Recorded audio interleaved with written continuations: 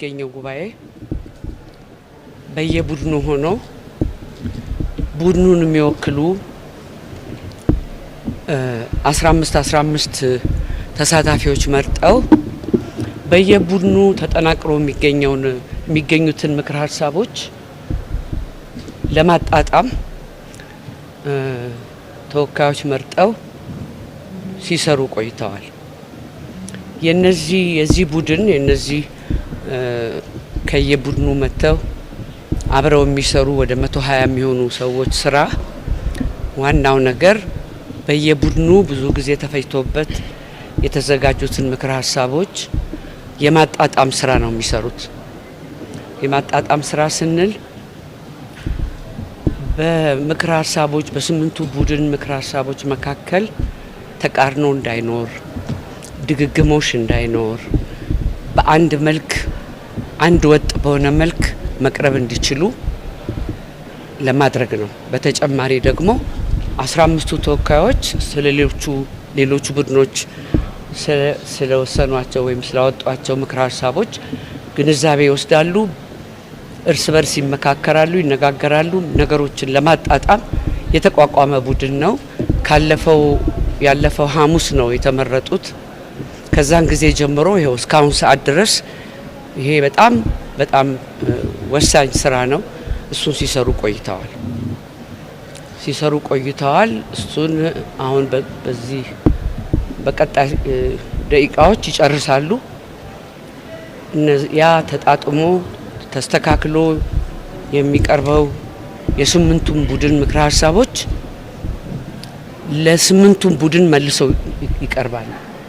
ስምንቱ ቡድኖች ራሳቸው ያዘጋጇቸውን ምክረ ሀሳቦች ላይ ብቻ ሳይሆን በአጠቃላይ ስምንቱ ቡድኖች ላይ የተቀሩት 7 ቡድኖች ላይ የተሰሩትንም ስራዎች ይተዋወቃሉ፣ ይረዳሉ።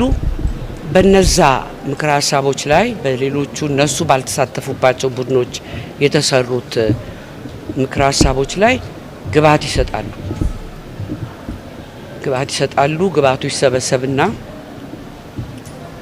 የመጨረሻው ሰነድ ይዘጋጃል ማለት ነው።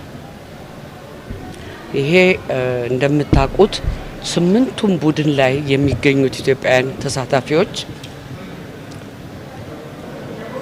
ኢትዮጵያን የሚመስሉ ቡድኖች ናቸው። ሁሉ ባለድርሻ አካላት ስምንቱም ቡድኖች ላይ ይገኛል። ሁሉም የኢትዮጵያ ወረዳዎች በስምንቱም ቡድኖች ላይ ይገኛሉ። ተመሳሳይ ናቸው። ስራ ተከፋፍለው ሲሰሩ ቆይተው አብረው አጠናክረው በተሰራው ስራ ላይ ግብአት ለመስጠት ነው ዛሬ ከሰዓት በኋላ የሚሰበሰቡት። ከዛ በኋላ የሚሰበሰበው ግብአት ላይ ነገ ሲሰራ ቆይቶ ሮብ ለታ 4000 ያጸድቁታል ማለት ነው። እንግዲህ ያለው ሂደት እንደዚህ ነው። ይሄንን ይመስላል።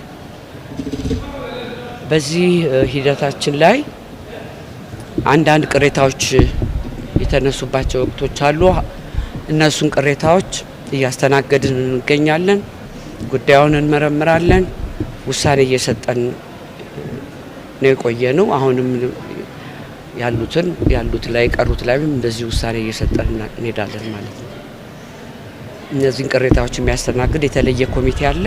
ኮሚቴው ግን አጥንቶ ለኮሚሽነሮች ካውንስል ያቀርባል።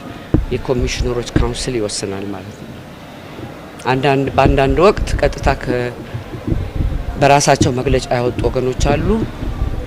የምክክሩ መንፈስ እንግዲህ መመካከር ነው። ያም ባይሆን ማንም መብቱ ነው፣ መግለጫ ማውጣት ይችላል። ለነዛም ቢሆን ምላሽ እንሰጣለን ማለት ነው። በተረፈ እነዚህ አሁን የተጠናከሩት ምክረ ሀሳቦች ጉባኤው የተስማማባቸው ጉዳዮች ናቸው።